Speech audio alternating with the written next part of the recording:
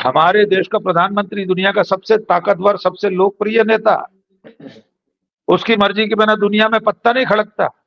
लेकिन उस 140 करोड़ लोगों के देश के पास अपनी कोई सरकारी विमान सेवा नहीं है।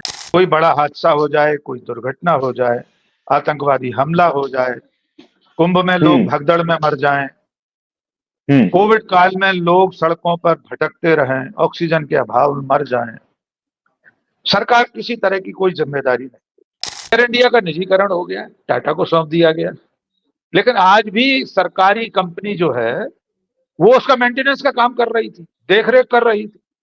तो अकेला टाटा तो जिम्मेदार नहीं हुआ। अमित शाह ने कह दिया वहां जाते ही, ये दुर्घटना है, एक्सीडेंट है, एक्सीडेंट नहीं रोका जा सकता। हम भी मानते हैं किसी दुर्घटना को नहीं रोका जा सकता, तो पहलगाम में आतंकवादियों को आने से रोक लेते, कुंभ में भगदड़ रोक लेते। वो तो प्रशासनिक चूक है, सुरक्षा की चूक है। सामान्य व्यक्ति ऐसा नहीं कर सकता। ये ज़ॉम्बीज हैं, जिंदा मुर्दे, जीवित शव। वो व्यक्ति पूरी दुनिया में डंका पीट रहा है, जिसकी वजह से दुनिया में भारत का डंका पीट रहा है, जिसकी वजह से भारत में सब कुछ हुआ है, हर चीज का श्रेय जो एक व्यक्ति ले रहा है, तो जिम्मेदारी भी कभी ना कभी तो उसे एक व्यक्ति को लेना पड़ेगा। साथियों नमस्कार। एयर इंडिया का विमान AI-171 अहमदाबाद से लंदन जा रहा था, रास्ते में ही क्रैश हो गया। महज 2 मिनट हुए थे फ्लाइट को टेक ऑफ किए हुए और 1:40 पर क्रैश हो जाता है। प्लेन में मौजूद ज्यादातर यात्री मारे जाते हैं और एक सन्नाटा पसर जाता है। सन्नाटा, सवालों का सन्नाटा। जो मीडिया सवाल उठाने चाहिए वो केवल और केवल घटना को रिपोर्ट करने में लग जाती है।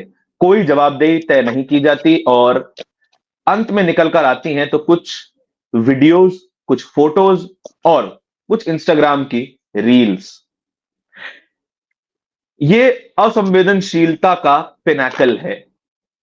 नागरिक उड्डयन मंत्री जाते हैं तो तस्वीरें खिंचवाते हैं, वीडियोस बनवाते हैं। खुद प्रधानमंत्री जाते हैं तो फिर तस्वीरें और वीडियो के सिवा कुछ नहीं निकल कर आता। किसकी जिम्मेदारी होगी, इस पर जवाब नहीं मिल पाते हैं। इन्हीं सब विषयों पर बात करने के लिए हमारे साथ मौजूद है डॉक्टर राकेश पाठक। सीनियर जर्नलिस्ट हैं और कई अखबारों के संपादक रह चुके हैं। सर, बहुत बहुत स्वागत है आपका हमारे चैनल पर। शुक्रिया सर, पहला सवाल तो यही है कि जिस तरह की एक घटना है, पूरा देश सकते में है, पूरा देश शोक में है, लेकिन जवाबदेही तय नहीं की जा रही और जवाब में मिल रहा है वो तो केवल रील्स और फोटोज। किस तरह से देख रहे हैं आप इस पूरी सिचुएशन को? देखिए धारण, सबसे पहली बात तो यह है कि हमारे देश के लिए, न केवल हमारे देश के लिए बल्कि पूरी दुनिया के लिए, यह घटना बेहद दुखद है। हम और आप, बोलता हिंदुस्तान, हम सब जो लोग भी इसमें हताहत हुए उनके लिए संवेदना व्यक्त करते हैं। जहां तक सवाल जिम्मेदारी, जवाबदेही का है, धारण, ये सरकार जिम्मेदारी विहीन सरकार है। ये किसी चीज की जिम्मेदारी नहीं लेती। कोई बड़ा हादसा हो जाए, कोई दुर्घटना हो जाए, आतंकवादी हमला हो जाए, कुंभ में लोग भगदड़ में मर जाएं, कोविड काल में लोग सड़कों पर भटकते रहें, ऑक्सीजन के अभाव में मर जाएं, सरकार किसी तरह की कोई जिम्मेदारी नहीं। लेकिन अगर श्रेय लेने का अवसर आ जाए, तो वो चाहे वैज्ञानिकों के परिश्रम का कोई काम हो, उनकी कोई उपलब्धि हो, या छोटे से छोटे रेलवे स्टेशन के लोकार्पण और उद्घाटन का अवसर, सरकार और सरकार के मुखिया श्रेय लेने से कभी पीछे नहीं हटते।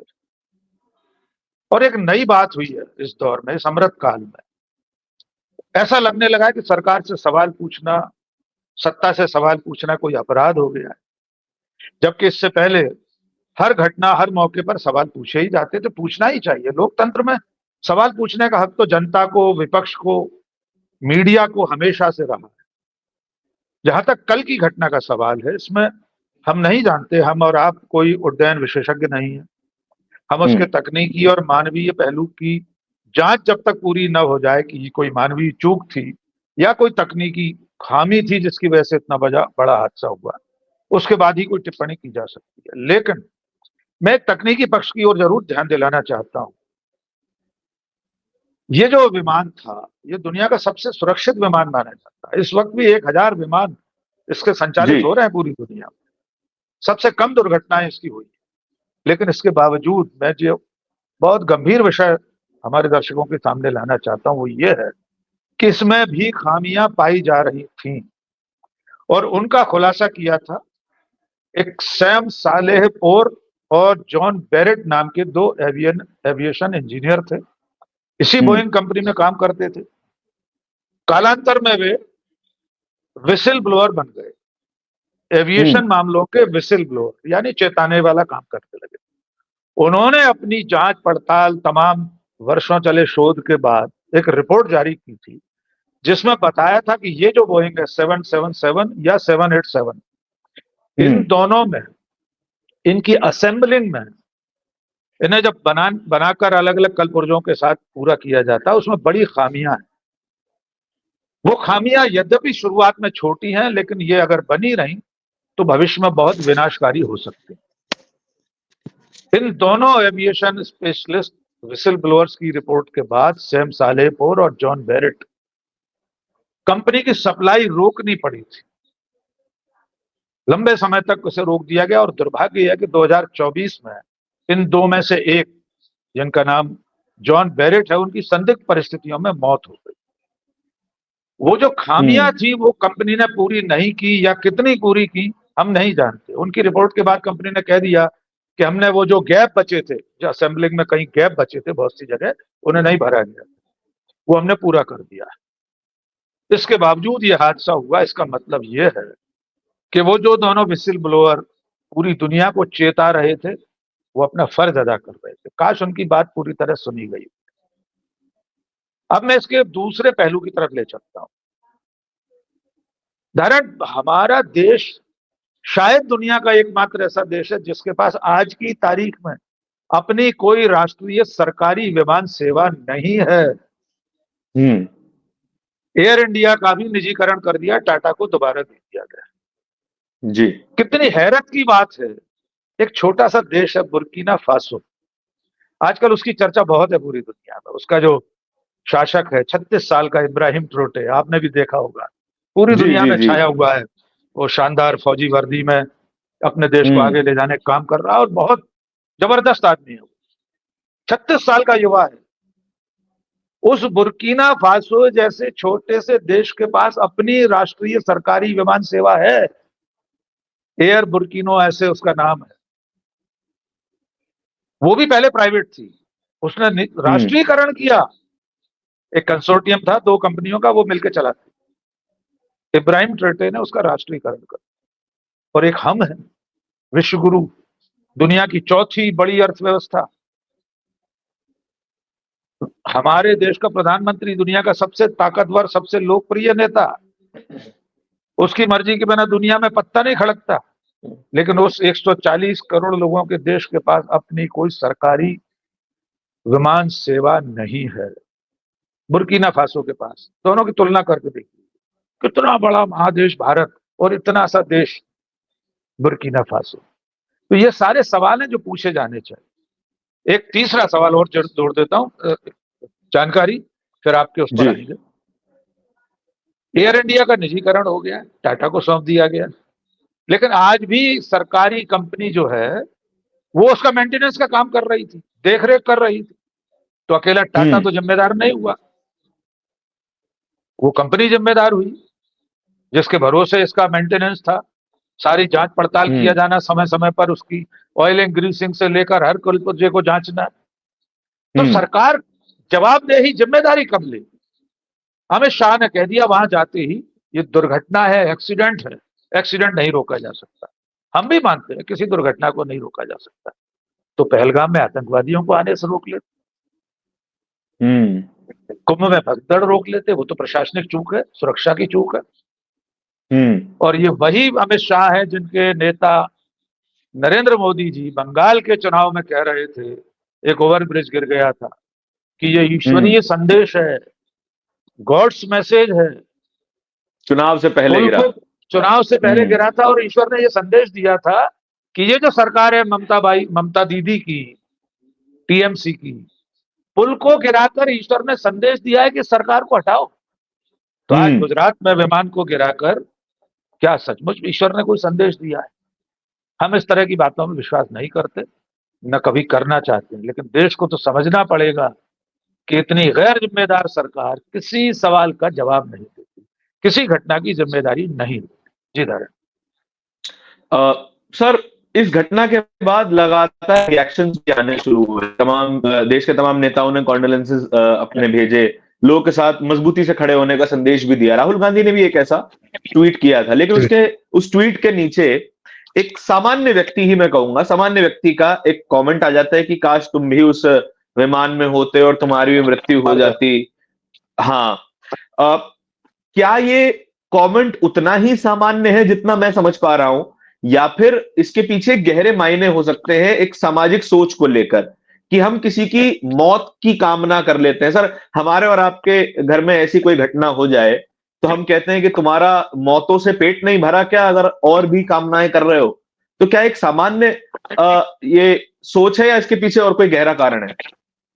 बिल्कुल सामान्य सोच नहीं है। ये पिछले 10 सालों में खास तौर से सोशल मीडिया के आविर्भाव के बाद जिस तरह की एक पूरी की पूरी पीढ़ी तैयार कर दी गई है, जैसे व्हाट्सएप और आईटी सेल के जरिए, व्हाट्सएप यूनिवर्सिटी के जरिए ऐसी जानकारियां दी गई हैं, इतना उसके भीतर घृणा भर दी गई है कि वो मनुष्य नहीं रह गई। जिसने वो कमेंट किया है उसने पहली बार नहीं किया था। जी। वो इससे पहले 4 जून को जब आईपीएल के जश्न में भगदड़ हुई थी बेंगलुरु में, तब भी उसने किया था कि तुम क्यों नहीं मर गए इस भगदड़ में, इस स्टैम्पेड में। तब भी उसने ये ट्वीट किया था। और वो पढ़ा लिखा आदमी है, सैमसंग में नौकरी करता है लड़का। जी। लेकिन जब उसने पहली बार किया, कानून का डंडा उस तक नहीं पहुंचा। कांग्रेस पार्टी ने भी उसके खिलाफ कोई कार्रवाई नहीं की, तो उसका हौसला बढ़ गया। तब उसने इस विमान दुर्घटना में भी ये कामना कर ली कि राहुल गांधी उसमें होते तुम भी मर जाते। ये लिखा है उसने। जी। ये सामान्य कमेंट नहीं है, ये खास तौर से खास विचारधारा के लोगों का, उसके समर्थकों का सोच को प्रकट करने वाला ट्वीट है, ये कमेंट है, जो ये बता रहा है कि हमारा समाज इतना संवेदनहीन हो चुका है, लोग इस कदर ज़ॉम्बी में बदल चुके हैं, वे मनुष्य भी नहीं रहे। जो व्यक्ति इस तरह से नेता प्रतिपक्ष के लिए लिख रहा है, किसी सामान्य व्यक्ति के लिए भी कोई दूसरा व्यक्ति नहीं लिख सकता कि तुम मर जाओ, कि तुम इस हादसे में होते, तुम इस विमान हादसे में जलकर मर जाते, भगदड़ में दबकर मर जाते। कोई सामान्य व्यक्ति ऐसा नहीं कर सकता। ये ज़ॉम्बीज हैं, जिंदा मुर्दे, जीवित शव। इसलिए इनके खिलाफ सामाजिक और कानूनी कार्रवाई होना चाहिए। यहां मैं कांग्रेस पार्टी को जरूर याद दिलाना चाहूंगा कि वो कब तक बर्दाश्त करेगी अपने नेताओं का इस तरह का अपमान। वो क्यों नहीं कदम उठाती? उसका जो लीगल सेल है कांग्रेस पार्टी का, वो मुकदमे दर्ज क्यों नहीं कराता ऐसे लोगों के खिलाफ? हम नहीं कह रहे उसके खिलाफ कोई आप हिंसा करें, कभी नहीं करना चाहिए। जी। गांधीवादी तरीके से उसका विरोध हो और कानून सम्मत उसके खिलाफ कार्यवाही। जी। सर, एक और बात जो है इस पूरी घटना के बाद सामने आई। एक व्यक्ति जो कि दिल्ली से अहमदाबाद इसी AI-171 में अहमदाबाद पहुंचे थे, वो डिबोर्ड करते हैं और एक ट्वीट करते हैं कि कोई इंफरटेनमेंट सिस्टम नहीं चल रहा था, एयर कंडीशनिंग प्रॉपर तरीके से काम नहीं कर रही थी, और वे कहते हैं, एक टीवी चैनल पे बैठे हुए कहते हैं कि मैंने क्रू मेंबर को इसकी जानकारी दी थी कि इस तरह की समस्याएं इस विमान में आ रही हैं। तो क्या यह भी हो सकता है कि इस बात को इग्नोर कर दिया गया कि एक माइनर इलेक्ट्रॉनिक फॉल्ट है, जो है इस विमान का काम चल जाएगा, लंदन तक तो पहुंच ही जाएगा? क्या इतनी हल्की तरीके से भी एविएशन काम काम करता है क्या? करता है या नहीं करता हम नहीं जानते, लेकिन इस दफा किया है उसने। जी। क्योंकि हवाई जहाज कोई सड़क पर चलने वाला ऑटो रिक्शा या टेम्पो नहीं है, 4 सवारी लेकर जाता है। वो बस नहीं है कि अगर उसका टायर ढीला है तो, यद्यपि उसमें भी लापरवाही नहीं होना चाहिए। कोई भी यात्री परिवहन का साधन हो, बस हो, ट्रेन हो, हवाई जहाज हो, मैं फिर दोहरा रहा हूं, ऑटो रिक्शा भी हो, अगर कोई सवारी ड्राइवर को बताए कि आपके पिछले पहिए के नट बोल्ट ढीले हो गए, ये पहिया निकल सकता है आगे चलकर, तो ड्राइवर की जिम्मेदारी है उसे कसे। जिस यात्री ने क्रू मेंबर्स को बताया, उसने वहां से निकलकर ट्वीट किया है, एयर इंडिया को टैग किया है, एयर इंडिया को टैग भी किया था। टैग भी किया है। तो आप ये नहीं कह सकते कि जानकारी नहीं थी। इतनी जानकारियां मिलने के बाद क्या उसकी दोबारा पूरी जांच नहीं की जानी चाहिए? हम्म। उसके एक सारी टेक्निकल, हर फ्लाइट से पहले खुद जो पायलट होता है वो भी देखता है, उसकी टीम देखती है, टेक्निकल टीम देखती है, हर चीज की जांच परख होती है, उसके बाद ही टेक ऑफ होता है। हमें कुछ भी नहीं हम्म। मालूम, हम किसी पर आरोप नहीं लगा रहे, लेकिन अगर एक यात्री ने उसी फ्लाइट में खामियों की तरफ, गड़बड़ियों की तरफ ध्यान दिलाया था, तो उसे गंभीरता से लेना चाहिए था। हमें नहीं मालूम, उसके ट्वीट के बावजूद एयर इंडिया ने उसे रीट्वीट करके जानकारी दी, उससे कांटेक्ट कांटेक्ट किया, उसने अपना नंबर भी दिया, तो उसने लिखा था मुझसे संपर्क कीजिए, मैं और बताऊंगा जी। क्या क्या गड़बड़ी थी फ्लाइट। हमें नहीं मालूम उससे संपर्क किया, उसकी जो बातें अभी तक आई हैं चैनल वगैरह से, उससे शायद एयर इंडिया ने कोई बात ही नहीं की उसके बाद। जी। लेकिन मैं एक और घटना आपको याद दिलाना चाह रहा हूँ, ये तो एक सामान्य कोई यात्री था, यद्यपि हर यात्री की जान जिंदगी उतनी ही कीमती है जितनी वीआईपी की, चाहे हम्म। विजय रूपाणी हो, चाहे शिवराज सिंह चौहान। मैं जी शिवराज सर। सिंह चौहान का नाम क्यों ले रहा हूं ये बता देता हूं। कुछ महीने पहले शिवराज सिंह चौहान ने एक यात्रा की थी एयर इंडिया हम्म। में। उन्होंने भी बाकायदा सोशल मीडिया पर, फेसबुक, ट्विटर पर लंबी पोस्ट लिखी थी। उन्होंने कहा था उन्हें टूटी कुर्सी पर बैठना पड़ा। जब उन्होंने क्रू मेंबर्स को बताया तो जिस दूसरी कुर्सी पर भेजा गया वो भी टूटी थी। तो एक केंद्रीय मंत्री, मोदी सरकार में शामिल मंत्री, एयर इंडिया की दुर्दशा सोशल मीडिया पर लिख रहा है। उसे जरूरत नहीं सोशल मीडिया पर लिख, उस सिस्टम में बता सकता था, सरकार हम्म। के स्तर पर, विभाग के स्तर पर एविएशन मिनिस्टर को बता देता, जो एविएशन के बाकी डिपार्टमेंट्स है वहां के डीजी को बता देता। लेकिन उस मंत्री ने सोशल मीडिया पर लिखा। आप सोचिए कितनी गंभीर बात। उसके बावजूद खामियां दूर नहीं हो रही और आज 200, 250, 300 बेकसूर लोगों को अपनी जान गंवानी पड़ी। एक और बात जोड़ना चाहता हूं, ये सरकार किस तरह जी। जवाबदेही विहीन सरकार है, उसका एक नमूना यह है कि कल शाम तक, कल दोपहर तक इस देश के ज्यादातर लोग केंद्रीय विमानन मंत्री का नाम और चेहरा नहीं जानते। यस। क्योंकि नरेंद्र मोदी के नाम के रूप में, उनके चेहरे के रूप में एक हम्म। बेव चेहरा देश के सामने है। हाथी के पांव में सबका पांव, किसी दूसरे चेहरे की जरूरत नहीं, किसी व्यक्ति की कोई पहचान नहीं, कैबिनेट में मंत्रियों की हम्म। कोई हैसियत नहीं है, उनसे कोई हम्म। परामर्श नहीं किया जाता। कैबिनेट की बैठकों में प्रधानमंत्री एक तरफा अपने फैसले सुनाते हैं, चाहे नोटबंदी का फैसला हो या अभी सीज फायर का। सीज फायर से पहले तो कैबिनेट की बैठक ही नहीं हुई, प्रधानमंत्री ने कोई सहमति नहीं ली, अमेरिका के राष्ट्रपति ने ऐलान कर दिया। जी। तो केंद्रीय विमानन मंत्री कौन है, एकदम इस देश को याद नहीं था। राम मोहन नायडू हैं, राम मोहन तेलुगु नायडू देशम जी। पार्टी, जी, तेलुगु देशम पार्टी के तीसरी बार के सांसद हैं, चंद्रबाबू नायडू की पार्टी के सांसद। तो आप क्या उम्मीद करेंगे सरकार से, जिस सरकार के केंद्रीय मंत्रियों को लोग जानते नहीं है, उनकी सक्रियता का क्या आलम है कि वे कहीं सक्रिय नहीं दिखाई देते कहीं। कल शाम तक तो कांग्रेस के प्रवक्ता ज्योतिरादित्य सिंधिया को विमानन मंत्री समझ रहे थे। सुरेंद्र राजपूत इतने वरिष्ठ प्रवक्ता हैं, भूलवश उन्होंने, और हम और आपसे भी गलती हो जाती है, हम्म। क्योंकि सिंधिया रहे नागरिक विमानन मंत्री, उनके जी समय ही जी ये जी। टेक ओवर हुआ था एयर इंडिया का, टाटा ने लिया था। उन्होंने ट्वीट कर हम्म। दिया ज्योतिरादित्य सिंधिया के इस्तीफे के लिए, जबकि वे मंत्री हैं ही नहीं इस विभाग के। तो ये हालत है, लोगों को ये नहीं मालूम सिंधिया किस विभाग के मंत्री हैं, लोगों को ये नहीं मालूम नागरिक विमानन उड्डयन मंत्री कौन है, तो जवाबदेही कौन लेगा। जी। सर, अगर ये बात है जैसे कि आपने बोला हाथी के पांव में सबका पांव, अ, अगर एक व्यक्ति क्रेडिट ले रहा है अ, तमाम इंजीनियरिंग प्रोजेक्ट्स के, तमाम जो है इसरो का कोई भी उपलब्धि है तो एक व्यक्ति को क्रेडिट मिलता है, हम रेलवे ब्रिज बना देते हैं तो एक व्यक्ति को क्रेडिट मिलता है, अगर क्रेडिट एक व्यक्ति का है तो क्या जिम्मेदारी भी एक व्यक्ति की नहीं होनी चाहिए? बिल्कुल, बहुत अच्छी बात कही। देखिए इस देश में पिछले 10-11 सालों में जो कुछ अच्छा हुआ है, छोटे से छोटे रेलवे स्टेशन, 1 मिनट का स्टॉपेज भी किसी ट्रेन का हुआ है, तो उसका श्रेय उस एक व्यक्ति ने लिया है, जिसका वो हाथी का पांव। जी। चिनाब ओवरब्रिज का उद्घाटन होगा तो अकेला तिरंगा लहराते हुए वही व्यक्ति दिखेगा। दिल्ली में कोई अंडरपास का उद्घाटन होगा, प्रगति मैदान तक टनल का, तब भी वही एक व्यक्ति गाड़ी में बैठा दिखाई देगा। एक लाइट लगाई जाएगी गाड़ी में भी, अंधेरे में चेहरा उस एक व्यक्ति का दिखाई देगा। तो जो व्यक्ति पूरी दुनिया में डंका पीट रहा है, जिसकी वजह से दुनिया में भारत का डंका पीट रहा है, जिसकी वजह से भारत में सब कुछ हुआ है, हर चीज का श्रेय जो एक व्यक्ति ले रहा है, तो जिम्मेदारी भी कभी ना कभी तो उसे एक व्यक्ति को लेना पड़ेगा। मणिपुर के लिए आज तक जिम्मेदारी किसी ने नहीं ली, पहलगाम के लिए किसी ने जिम्मेदारी नहीं ली, पुलवामा के लिए किसी ने नहीं ली, गलवान घाटी के लिए किसी ने जिम्मेदारी नहीं ली। कोविड काल में लाखों करोड़ लोग सड़क पर विस्थापित होकर भटकते रहे, लाखों लोग मर गए दवाई के अभाव में, ऑक्सीजन के अभाव में, किसी ने जिम्मेदारी नहीं। कुंभ में भगदड़ हो गई, किसी ने जिम्मेदारी नहीं। पहलगाम में तो एक थानेदार तक सस्पेंड नहीं हुआ।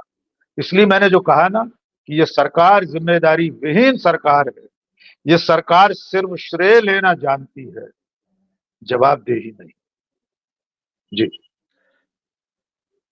देखिए दर्शकों, जिम्मेदारी तो किसी एक को लेनी पड़ेगी, क्योंकि आप चाहे जितनी दौलत लुटा दें, टाटा ग्रुप चाहे जितना पैसा पीड़ितों के परिवारों को दे दे, सरकार चाहे जितना पैसा पीड़ितों के परिवारों को दे दे, लेकिन जिस व्यक्ति के हाथ से चेक निकलेगा, जिस व्यक्ति के हाथ से फ्लाइट के सैंक्शन होने का सिग्नेचर निकलेगा, उस व्यक्ति को जिम्मेदारी लेनी पड़ेगी। उस व्यक्ति को भी जिम्मेदारी लेनी पड़ेगी जो व्यक्ति खुद को स्वयंभू विश्व गुरु बताते हैं और इस देश की प्रगति के इकलौते जो है जिम्मेदार बताते हैं।